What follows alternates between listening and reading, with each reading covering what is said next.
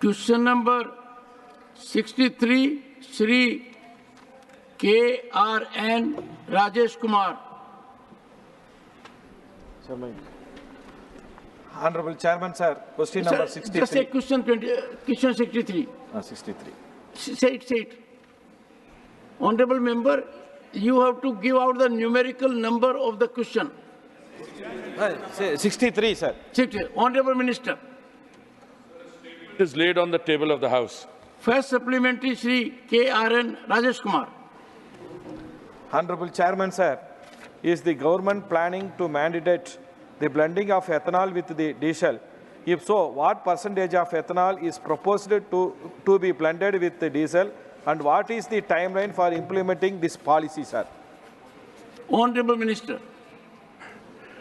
Sir, the issue of blending ethanol with diesel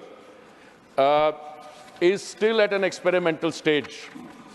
And I can say categorically that at present there is no plan to mandate. The reason is that oil marketing companies have tested up to 7% of ethanol in diesel in collaboration with the Automotive Research Association of India and select OEMs. OEMs are the original equipment manufacturers. Sir, the initial tests have shown that there would be a reduction of flashpoint to 15 degrees Celsius with 5% ethanol blend. And we require material compatibility. Equally, fuel stability and oxidation stability. There would be formation of deposits in fuel tank. And there are a series of other implications that follow. Now, when you are running an automobile, we have now very successfully gone to up to 20% blending. We started in 2014, sir, with 1.4% of ethanol blending in petrol. Today, we've reached a figure of 15%. We are blending 400 crore liters of ethanol. Now, if we have to go down the diesel, and we are planning to take it up to 1,000 crore liters in the next, by the next end of the ethanol blending year 25. To do this in the case of diesel, we have to be very careful that it does not raise vulnerability on safety, on compatibility with the equipment, etc. And I would at this stage therefore say that the way forward is to do further conducting of further tests, issue some stability of ED blend which need to address, and several other steps which we are presently undertaking, Honourable Sir. Second supplementary, Shri K.R.N. Rajesh Kumar. Honorable Chairman, sir, on the 4th December 2023, a crude oil spill from the Chennai Petroleum Corporation Limited polluted the Kosatalaya River, Yennur Creek and the Bay of Bengal. This incident affected 2,301 fisher families and damaged 787 boats and harmed the mangroves. The frequent oil leaks causing a significant damage to the marine ecosystem. The Honourable Minister, please elaborate what are the long-term strategy available to prevent future oil spills and mitigate their impact. How will the government address the ecological damage, especially to the mangroves and marine ecosystem? Does the government have any plans to review and enhance the compensation for the affected communities, sir? Honourable Minister. Sir, the Honourable Member has referred to Cyclone Mishong, which brought 36 hours of incessant rain starting from the 3rd of December 2023. This resulted, sir, in water levels increasing everywhere, including in the establishment there. These waters escaped into the Buckingham Canal. There are, sir, 25 big industries in this area and 100 small-scale units in the Manali industrial area which handle oil and lubricants in various forms. I can state categorically, sir, with the benefit of all the evidence available, there was no pipeline leak in the CPSL refinery. The accumulated floating oil from the area which has come there may have been from the industrial units. In any case, sir, a study was carried out by the Tamil Nadu Pollution Control Board, National Institute of Oceanography, Goa CSIR, and the damage was assessed at rupees 7 crores 53 lakhs. Even though the CPCL, the Chennai Petroleum Corporation Limited establishment had nothing to do with this, they promptly deposited rupees 7.53 crores as relief amount. Other actions which the honourable member inquired about, what we can take in order to deal with future situations of this kind, if they might arise, these include rainwater collection capacity has been increased from 54,000 M3 to 84,000 M3. The depth of the ponds handling rainwater collection has been increased by 2 to 3 feet. 6 more oil catchers have been installed. Online analyzers were provided at outlets of stormwater canals. And there are several others. Sir, in short, the damage caused by this came because 36 hours of incessant rain went into the industrial areas, whether large and small industrial units. The damage was not caused by the CPCL refinery, but since the damage was assessed by the state government at 7 crores 53 lakhs, they promptly deposited. You said so. Thank you. Supplementary number 3, Shri Rajiv Shukla. Thank you, Chairman, sir. The Honorable Minister has given a very elaborate reply. And in the last para of his reply, he has said under the USO's, Universal Service Obligations, the petrol and diesel will be provided at the reasonable rates to consumers. What does he mean by reasonable rates? What is the criteria of reasonable rates? Because in world market, prices have gone down, but we are still giving consumers at the higher rate, both petrol and diesel. This is a very serious problem, sir. So you please define what is the reasonable rates to consumers. You have asked it, you see. Honorable Minister. I am deeply grateful to the honourable member for having asked Honorable this Minister, question. I every time get very suspicious when the minister is grateful to the member. Yes, because when full tosses are thrown at in a cricket tournament. Okay. So So it was a full toss. This was an absolute full toss.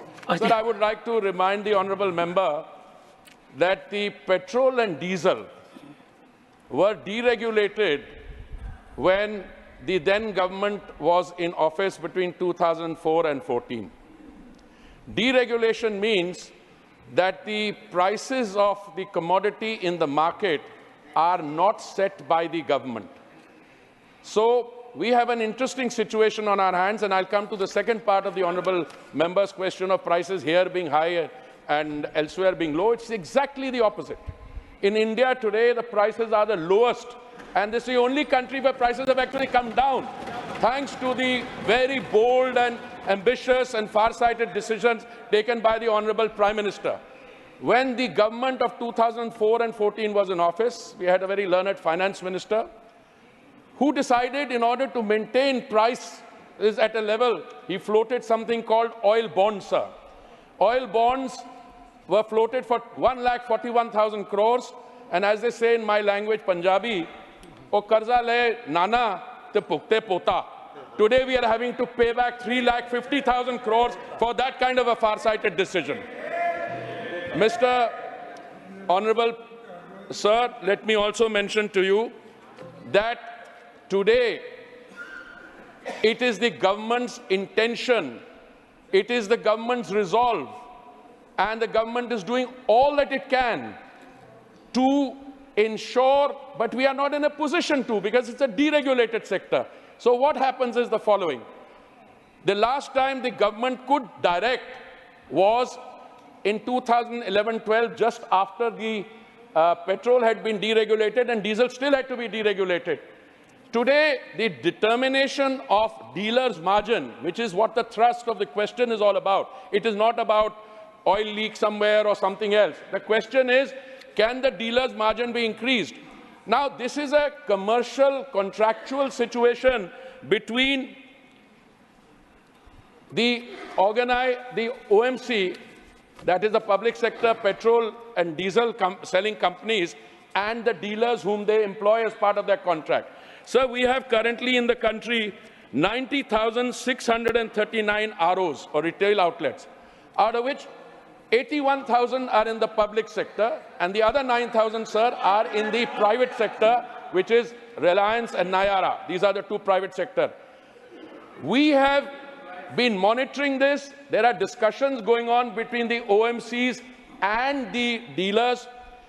Last time the margins were increased, the dealers' margin was in 2017.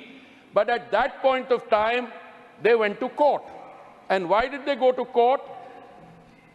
The dealer's margin today is, I can read out the amounts to you, both in terms of petrol and diesel, the OMC dealer margin is higher, I think, than the private sector unit still. They went to court because they thought some of the conditions in the guidelines which had been stipulated were somewhat stringent.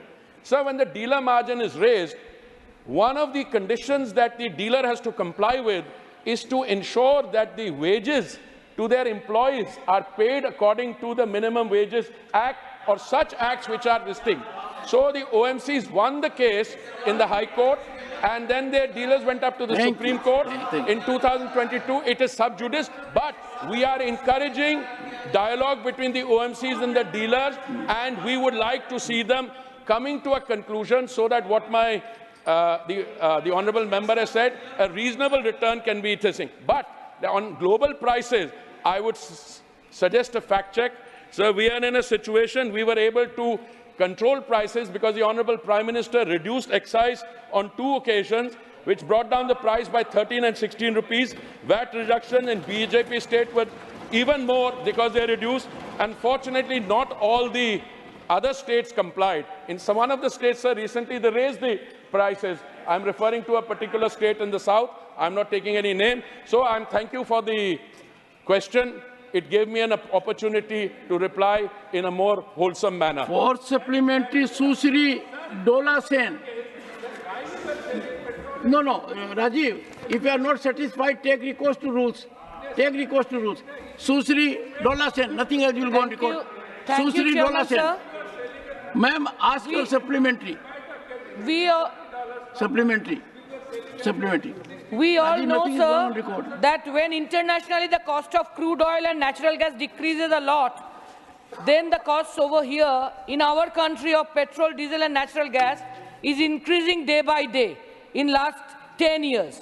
Is it not the union government कम दाम में खरीदते और ज़्यादा और double कीमत में बेचते? How to justify, sir, by the union government this प्रधानमंत्री जी की गारंटी को? तो हम रेफरेंस देना चाहते हैं, जैसे मिनिस्टर साहब ने बताया, हम रेफरेंस देना चाहते हैं कि 2013 में internationally per unit crude oil की कीमत थी 3.73 मार्किन यूएस डॉलर, एंड 2023 में अभी कीमत हो गया 2.53 यूएस डॉलर, बहुत कम हो गया. लेकिन इधर 2013 में एक गैस सिलेंडर का दाम था 410 और अभी 803 1000 होता है. और 2013 में ये भी जो क्रूड ऑयल है उसका भी इंपोर्ट का वैल्यूएशन था 105 यूएस डॉलर, नाउ कम होके हुआ था इसको यूएस डॉलर में 77 यूएस डॉलर, बहुत कम हुआ. लेकिन जब पेट्रोल का दाम 74 था 13 में, अभी 23 में 90 हो गया और जब 52 था वो बढ़ के 100 हो गया. तो ये कैसे जस्टिफाई करेंगे sir? Honorable Minister. Sir, I would also like to thank the honourable member for this question. Before I give a specific response to her, let me say that the price of crude internationally is not something we determine. We consume something like 5.33 million barrels a day. No, Honourable Minister, she says that price of crude, which was 10 years ago, so I'm coming it is lower than that. That's a question. Yeah, please I don't know what the correct situation. No, please indulge me. I will come precisely to that. Just the price at the retail point is determined by first the international price, the cost of insurance, the cost of freight, then the dealer's margin, and refining cost, etc., etc. The prices in the world, I'm giving you a 2-year reference period between November 21 and April 24.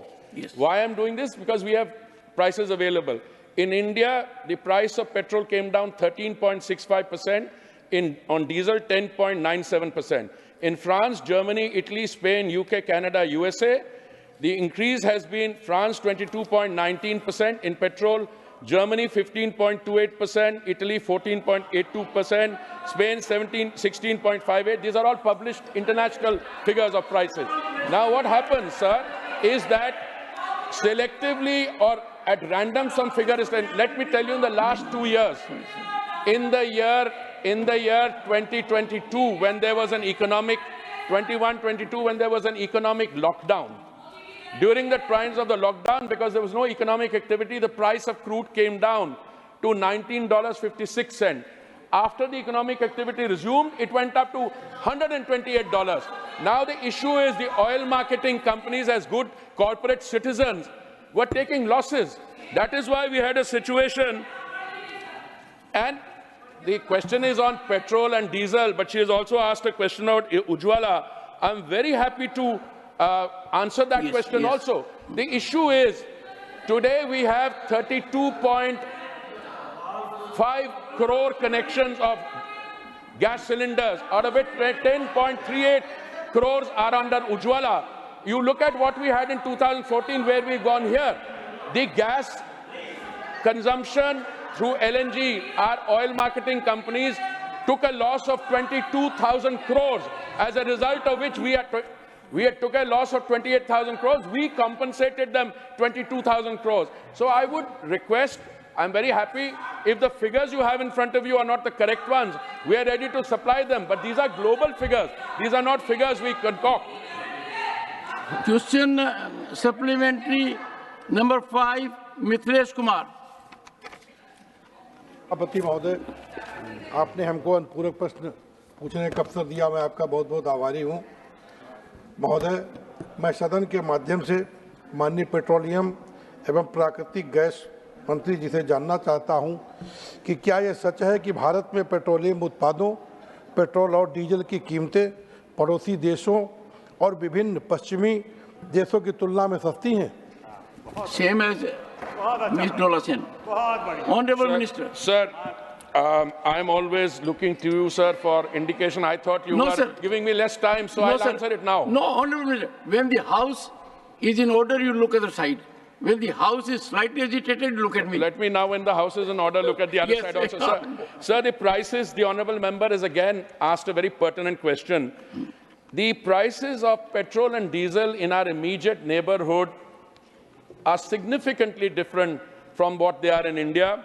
I will take the case of Pakistan, Bangladesh, Sri Lanka and Nepal. Yes. And I will take as a reference period, sir, again, November 21.